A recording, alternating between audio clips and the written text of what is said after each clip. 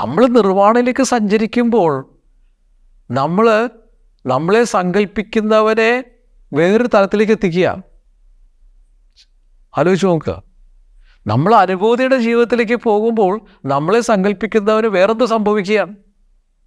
അതല്ലേ അതിൻ്റെ സത്യം. അതുകൊണ്ടാണല്ലോ ഇങ്ങനെയൊക്കെ വരുന്നത്. അല്ലെങ്കിൽ ഇങ്ങനെ വരാൻ പാടില്ലല്ലോ.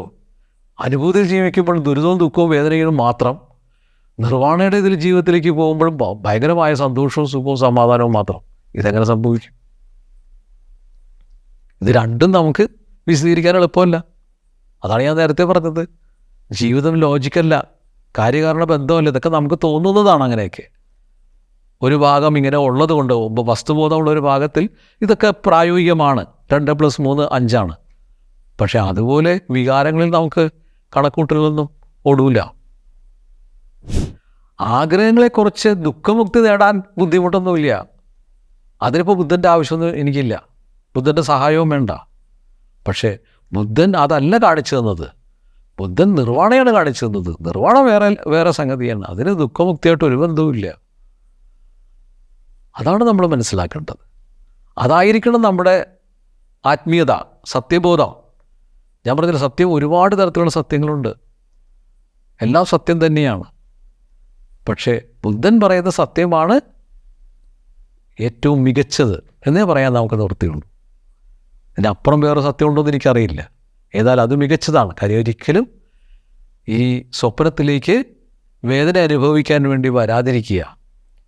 അത് ജീവിച്ചിരിക്കെ തന്നെ ആ വരാതിരിക്കൽ ഉറപ്പാക്കുക. അതാണ്. വികാരങ്ങൾ കത്തി നിൽക്കുന്നൊരവസ്ഥയുണ്ടാവും നിങ്ങളുടെ ജീവിതത്തിൽ.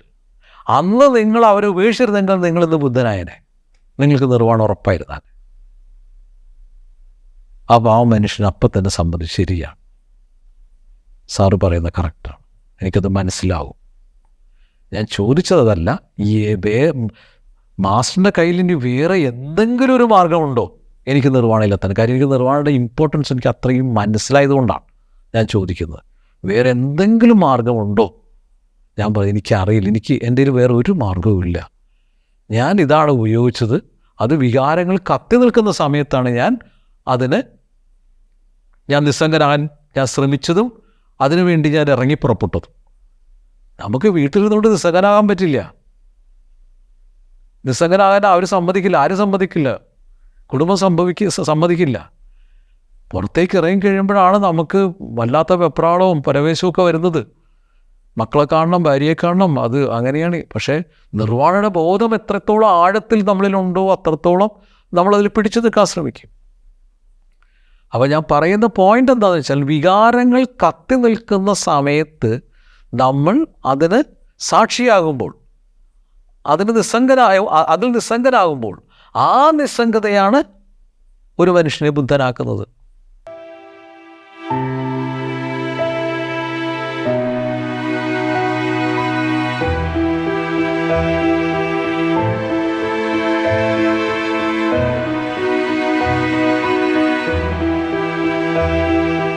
ബുദ്ധൻ നമുക്ക് 2 കാര്യങ്ങളാണ് ബോധ്യപ്പെടുത്തി തന്നത്. ഒന്ന്, നിസ്സംഗനാവേണ്ടത് എങ്ങനെയാണ്, നിസ്സംഗത എപ്പോഴാകണം. ബുദ്ധൻ 90-ാമത്തെ വയസ്സിലാണോ അദ്ദേഹം മരിച്ചെന്ന് പറയും, അല്ലെങ്കിൽ നിർവ്വാണ പ്രാപിച്ചെന്ന് പറയും. അദ്ദേഹം 80-ാമത്തെ വയസ്സിലോ 70-ാമത്തെ വയസ്സിലോ അല്ല അദ്ദേഹം സത്യത്തിലേക്ക് പോയത്, അല്ല അന്വേഷിച്ചിറങ്ങിയത്. ഏറ്റവും യങ് ഏജിൽ, ഞാൻ സത്യം അന്വേഷിച്ചിറങ്ങുമ്പോൾ ഏകദേശം 40 വയസ്സോളായെന്ന് എനിക്ക് തോന്നുന്നു. അദ്ദേഹം എത്രയോ 26-28 വയസ്സിലാണ് അദ്ദേഹം സത്യം അന്വേഷിച്ചിറങ്ങുന്നത്. എന്ന് പറഞ്ഞാൽ എൻ്റെ വികാരങ്ങൾ, ജീവിതമെന്ന എൻ്റെ വികാരങ്ങൾ ആളിക്കത്തി നിൽക്കുന്ന സമയത്താണ് ഞാനും അത് ചെയ്തത്. അതുകൊണ്ടാണ് അത് വർക്ക് ചെയ്തത്, അല്ലെങ്കിൽ അത് വർക്ക് ചെയ്യില്ല എന്നാണ് അനുഭവങ്ങളും തെളിവുകളും കാണിക്കുന്നത്. എനിക്കറിയില്ല, ഇനിയിപ്പോൾ ഒരാൾ 60-ാമത്തെ 70-ാമത്തെ വയസ്സിൽ അപ്പോൾ അദ്ദേഹം അവസാനം എന്നോട് ചോദിച്ചു, മാസ്റ്ററിന് എന്തെങ്കിലും ഒരു മാർഗം താങ്കൾക്ക് പറയാനില്ലേ?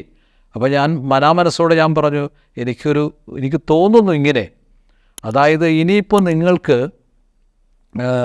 മറ്റുള്ളവരുമായി ബന്ധപ്പെട്ട മമതാബന്ധങ്ങളില്ല എന്ന് നിങ്ങൾ പറഞ്ഞു കഴിഞ്ഞു. പക്ഷെ നിങ്ങൾക്കൊരു മമതാബന്ധം ഇനിയും ബാക്കിയുണ്ട്.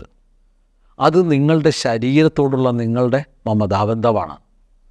നിങ്ങൾ അതിനൊന്ന് സാക്ഷിയായി നോക്കൂ. ചിലപ്പോൾ ഒരു പക്ഷേ നിങ്ങൾക്ക് ഈ അനുഭൂതി നഷ്ടപ്പെട്ട് നിങ്ങൾക്ക് സ്വപ്നമാണെന്നുള്ള യാഥാർത്ഥ്യം ബോധ്യപ്പെടുകയും നിർവ്വാണയിലെത്താൻ കഴിയുകയും പറ്റുമായിരിക്കാം. എനിക്കറിയില്ല, കാര്യം ഞാൻ ഉപയോഗിക്കാത്തൊരു മാർഗ്ഗമാണ്, എനിക്കറിയില്ല അതിനെക്കുറിച്ച്. അതുകൊണ്ട് നിങ്ങൾ നിങ്ങളുടെ ശരീരത്തിനോടുള്ള മമതാബന്ധത്തിന് നിങ്ങൾ സാക്ഷിയാകുക, അതിനെ ഉപേക്ഷിക്കുക. അപ്പോൾ ചിലപ്പോൾ നിങ്ങൾക്ക് വീണ്ടും ഒരു ഉണർവുണ്ടായേക്കാം. എനിക്കറിയില്ലത്. അപ്പോൾ അദ്ദേഹം ചോദിച്ചു, അതെങ്ങനെ? എൻ്റെ ശരീരം ഞാനല്ല എന്ന് ഞാൻ എങ്ങനെ തീരുമാനിക്കും?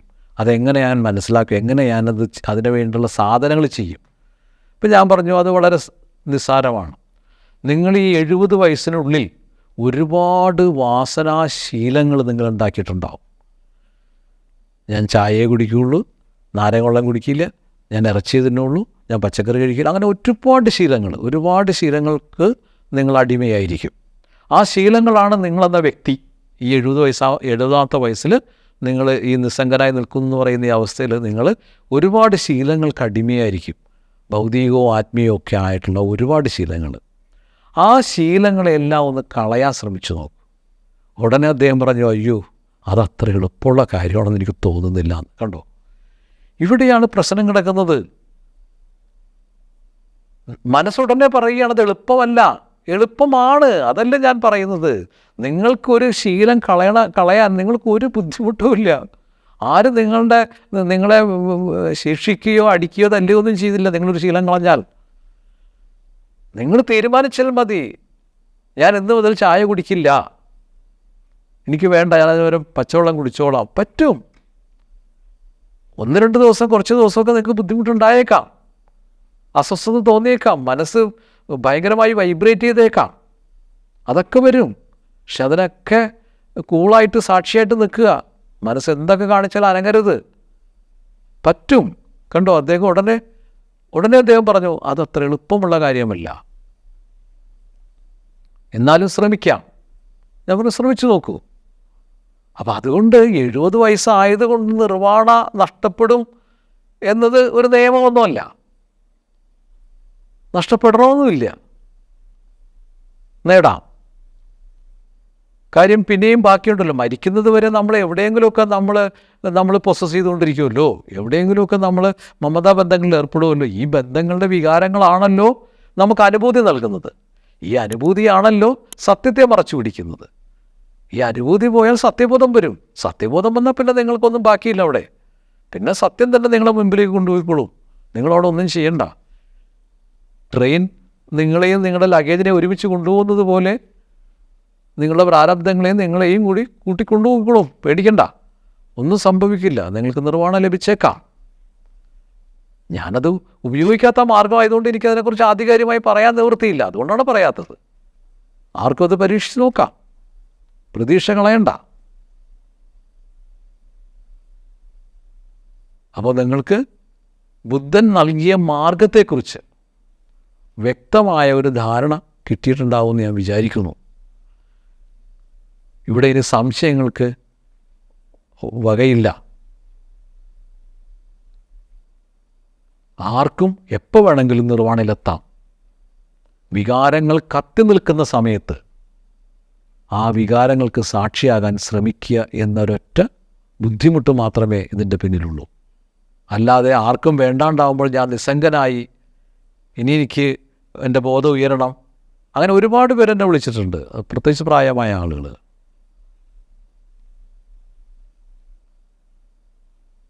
ഇതൊരു ആത്മീയ മാർഗമേ അല്ല.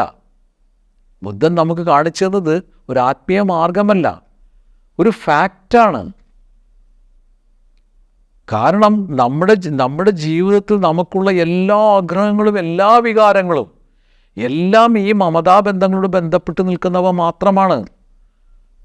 ശരീരം തൊട്ട് പുറത്തുള്ള ഒരാൾ വരെ ആദ്യം നമ്മൾ ശരീരത്തെ പൊസസ് ചെയ്യും. ഇതെൻ്റെ ശരീരമാണ്, ഇത് വേദനിക്കുന്നു, ഇത് വിശക്കുന്നു, ഇത് ദാഹിക്കുന്നു, അതുകൊണ്ട് അതിന് ആഹാരം കൊടുക്കണം, മനസ്സിലായില്ലേ, അങ്ങനെ ചെയ്യണം, ഇങ്ങനെ ചെയ്യണം, അതിനകത്ത് ഒളിപ്പിച്ച് നടത്തണം, നല്ല വസ്ത്രം ധരിക്കണം, അങ്ങനെ ഒരുപാട് കാര്യങ്ങൾ ശരീരവുമായി ബന്ധപ്പെട്ട് മമതാബന്ധങ്ങളുണ്ടാവും. അത് കഴിയുമ്പോൾ എൻ്റെ ശരീരത്തിൽ നിലനിർത്തുന്ന മറ്റുള്ളവർ, എൻ്റെ ബന്ധുക്കൾ, അവരെ ഞാൻ പൊസസ് ചെയ്യും. ഈ ഒരൊറ്റ പൊസസീവ്നെസ് മാത്രമാണ് GSPD എന്ന് പറയുന്ന പിന്നെ കാര്യങ്ങൾക്ക് ആധാരമായിട്ടുള്ളത്.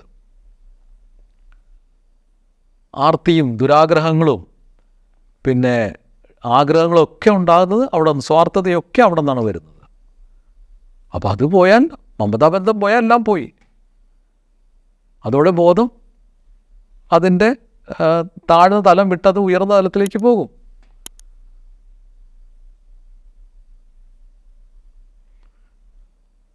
അപ്പോൾ ഞാനിവിടെ അവസാനിപ്പിക്കുകയാണ്. നിങ്ങൾ കാര്യങ്ങൾ മനസ്സിലാക്കി അതനുസരിച്ചിട്ട് നിങ്ങൾ നിർവ്വാണയെ ഉൾക്കൊള്ളാൻ ശ്രമിക്കുക. നന്ദി, നമസ്കാരം.